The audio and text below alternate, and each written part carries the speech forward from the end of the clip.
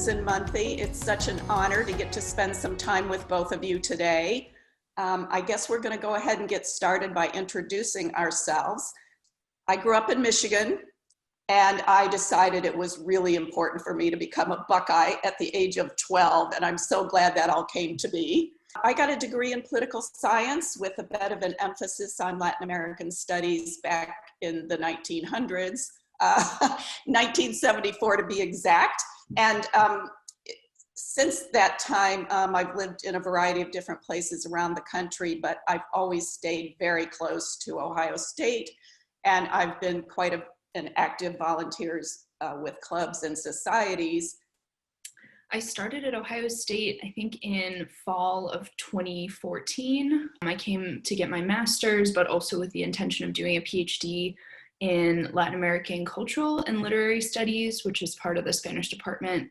Happy to report that I just defended my dissertation in August. So I did it end of semester, so I'm set to graduate. Everything's done, set to graduate in December of 2020. So very excited about that. I'm currently an instructor of Spanish online right now at the University of South Carolina. So I've been living outside of Ohio for a year now, and I really miss it.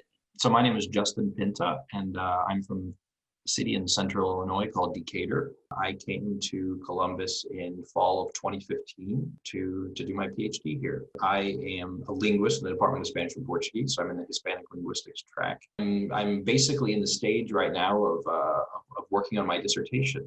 My plans have changed a little bit because of COVID, but I'm not alone in that. I know I'm a candidate now, and looking forward to the possibility of getting back to the field in order to gather more data for my dissertation. But if I'm not able to, I have plans B and C in the work as well. So I'm at the dissertation stage now.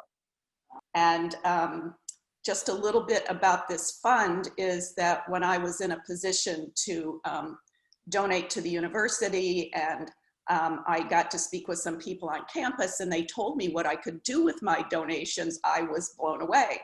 And because I'd been an exchange student in Chile between my junior and senior year of high school, I was wildly passionate about South America, Central America, Latin America.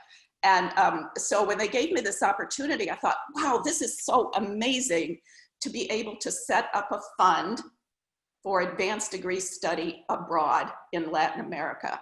And it's been such a pleasure to hear that the fund has been used and that there are students who want to study in South America. Honestly, there is nothing better than being in country and getting to know the people and how warm and open and kind they are. So kudos to you both. I really appreciate that. I received it in summer of 2017 and then summer of 2019. And for summer of 2017, it funded a project that turned into a published chapter on stars in Mexico. And it was actually sort of super cool because it was the seed project for my dissertation. I didn't realize when I was doing that research that it was going to be what turned into my dissertation, but especially doing that work in the archives. I was at the Biblioteca Nacional at the UNAM, the big public university. I was in street markets, I was in secondhand bookstores, and I fell in love with doing archival research. And so for me, I just couldn't get enough. And I said, I have to do some sort of project that lets me go back and do more of this. And it's so cool to be able to bring things back, because then I'm able to also show them to students and also preserve them. A lot of the time in like, outdoor street markets, they're not being preserved in the best way. So some of what it's turned into too is an attempt to preserve, older bits of culture. So I truly don't think I would have written my dissertation without this fund. The kind of materials that I was able to get are basically what let me finish during the pandemic. If I hadn't been on those research trips, I don't know how I would have finished. I don't think I would have. So I think one of the most important parts of my experience in Mexico is being able to talk about it with students in the classroom. I think Mexico especially, there's a lot of misinformation or perhaps stereotyped views. And I think that my ability to have been there for long periods of time really allows me to share those experiences with students and to teach them about the sort of, rich cultural traditions and, the major disparities and the amount of cultural, geographic diversity going on in Mexico. And I think that if I hadn't been there, I would not have that sort of, I don't know if I want to say authority to speak on it, but I wouldn't have the experience to back up, what I talk about with my students.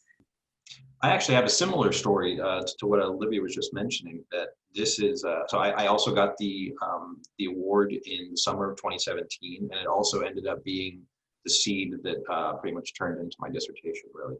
So I was interested. My work focuses on a bilingual province in the northeastern part of Argentina where they speak Spanish and an indigenous language called Guarani. My work is primarily sociolinguistic in nature, but crucially made all kinds of wonderful connections on the ground there. So the work where the bilingualism is most common in this province is primarily in rural areas. And so, it can be a little daunting even in one's own country, let alone in a foreign country, to just go to a super rural area and try to talk to people. I was also able to gather very important data, which I'm still using in writing my dissertation right now. So I was able to, make excellent academic professional use of the time as well. But like I said, these connections ended up being super crucial in me being able to justify funding later on in my career. Probably one of the most important achievements that I've had so far as a graduate student at Ohio State is I was awarded last September a large federal grant, a Fulbright Hayes grant, to go down and do extended field work for 6 months. And because of the work that I had done in 2017, that led to me going back in 2018. And that was the necessary foundation for me to be able to justify that, hey, I have communities, I have contacts in this community, I have friends here, I have people that are willing to speak to me, I know the region, I know the people, I know what's culturally appropriate, and I have this important research project, important questions that need answering, basically. None of that would have been possible if I hadn't been able to go in 2017. All of that was really built on that foundation of what the Munthe Fund allowed me to do in 2017.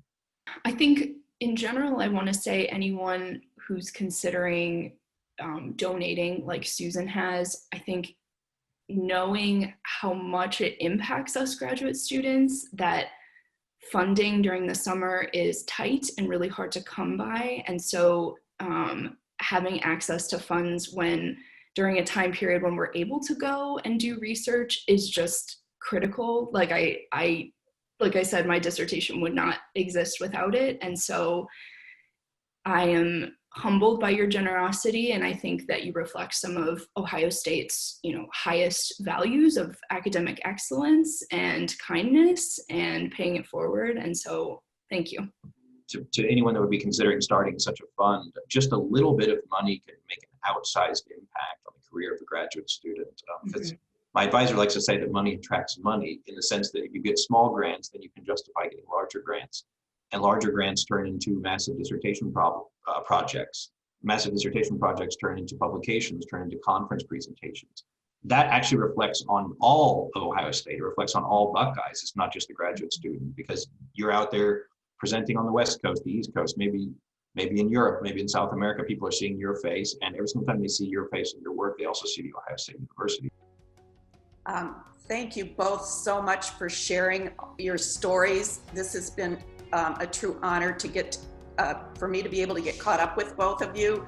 Your futures are so bright, and I'm just so excited to be able to follow both of you.